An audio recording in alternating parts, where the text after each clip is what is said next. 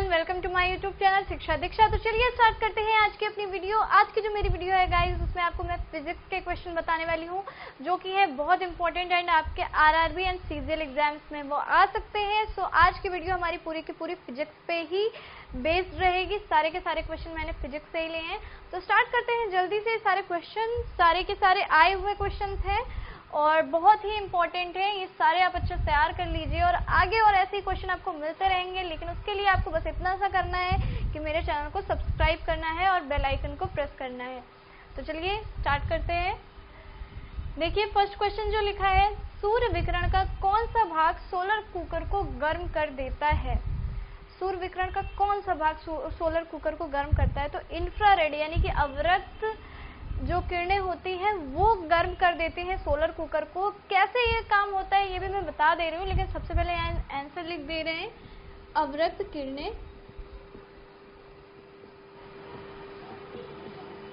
अवरक्त किरणें it means infrared wave.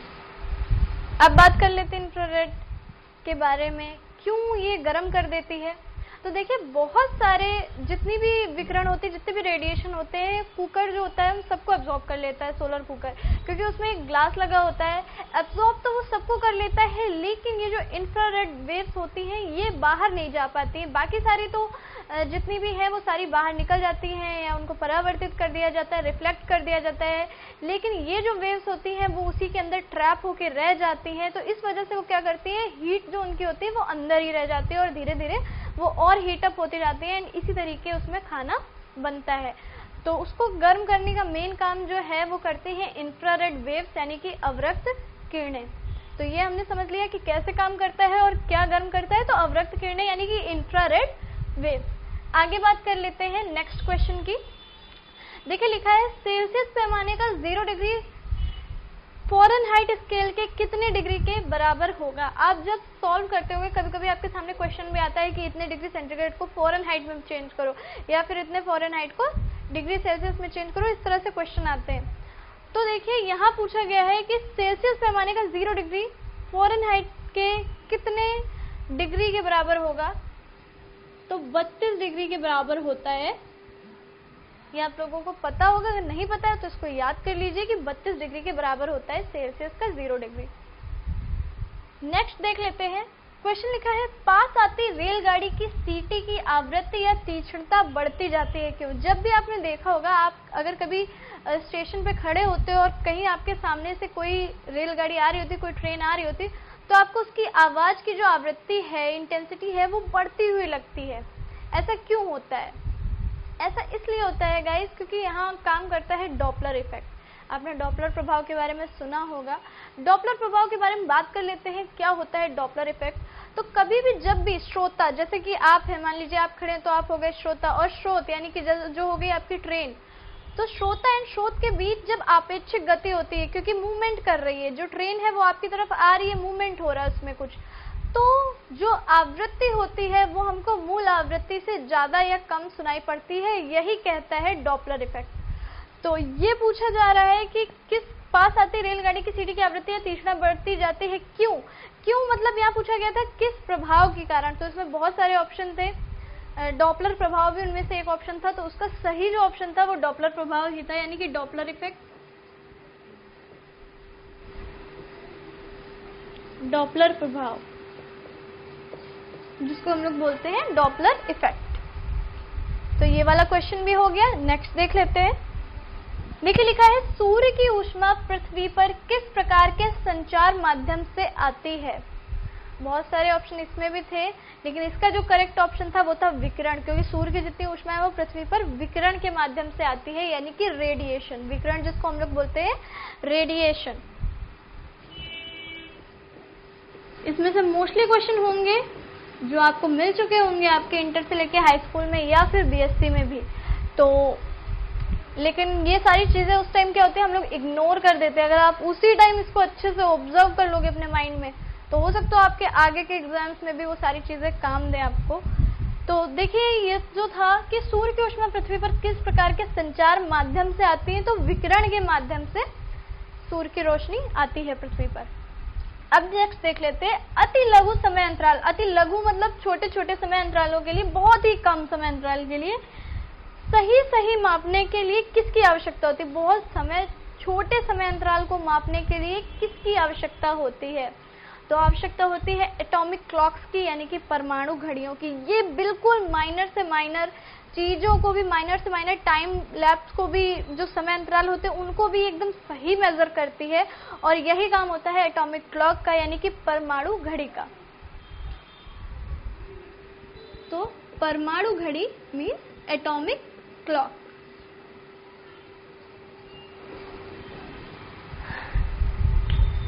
Next देख लेते हैं, शुद्ध पदार्थ में कोई अन्य पदार्थ मिलाने पर उसके गलनांक में क्या परिवर्तन होता है? ऑप्शन था गलनांक घटेगा, बढ़ेगा, स्थिर रहेगा या पहले घटेगा फिर बढ़ेगा। तो इसका सही जो आंसर था वो था गलनांक घटेगा। जब भी आप किसी प्योर फॉर्म, कोई भी चीज जो प्योर फॉर्म में है उसमें अगर आप कोई दूसरी चीज मिलाते हो, जरूरी नहीं है वो प्योर है, इम्प्योर है, कैसी है ये आपको पता नहीं है, किसी चीज का मिक्सचर है, लेकिन जब आप उस चीज में मिलाते हो तो जो उसका गलनांक है, यानी कि जो उसका मेल्टिंग पॉइंट है वो कम हो जाता है, घट जाता है, मेल्टिंग पॉइंट उसका घट जाता है। तो अपने प्योर फॉर्म से जब उसमें कोई ना कोई मिलावट की जाएगी तो जो उसका गलनांक है वो क्या होगा? घटेगा।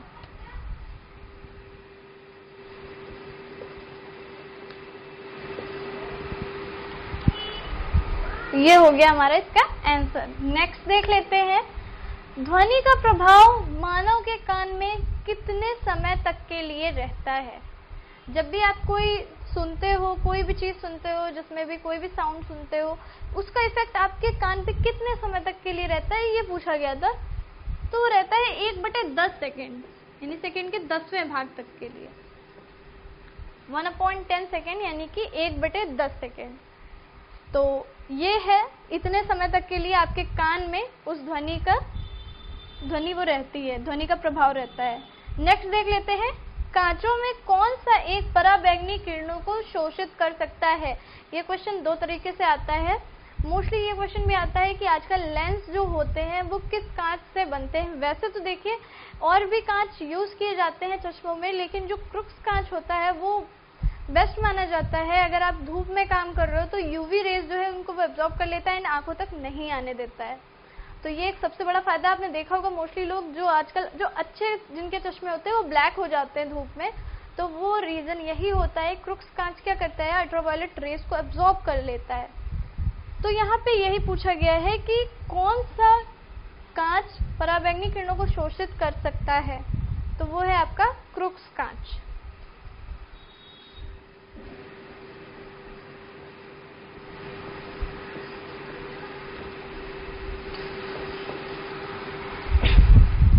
इसके लेंस भी बनाए जाते हैं क्रुक्स कांच के, तो मोस्टली लेंस में ये जो कांच है वो यूज किया जाता है।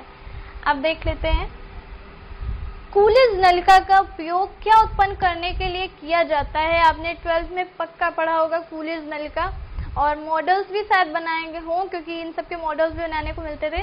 तो आप लोगों को याद होगा अच्छे से कि कूलिज नलिका का प्रयोग एक्सरेज के लिए किया जाता है। वहां से एक्सरेज उत्पन्न होती है, यानी कि एक्स किरणें निकलती हैं।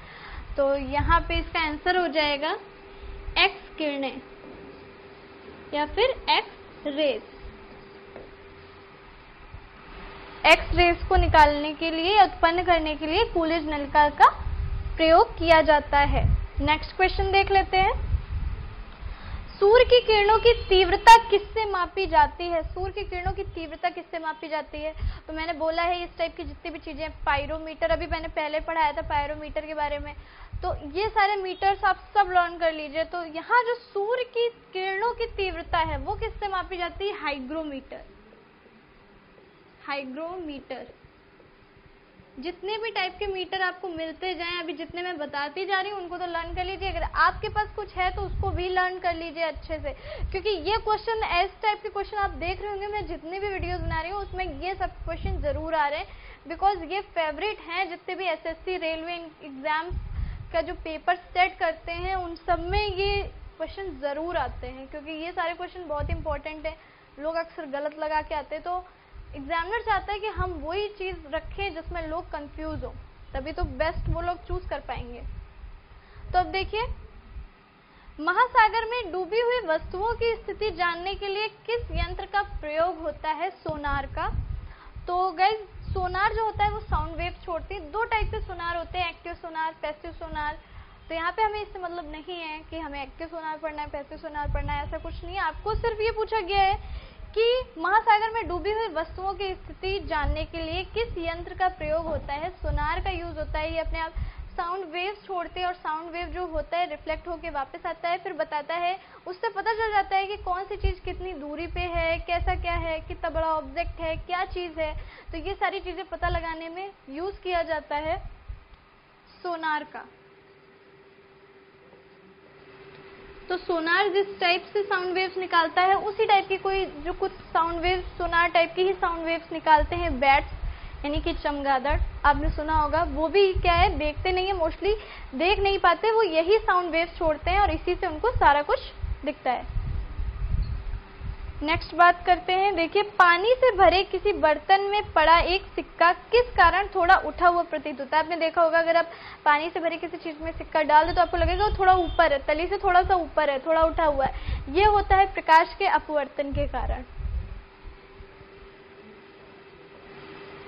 प्रकाश के अपवर्तन के कारण।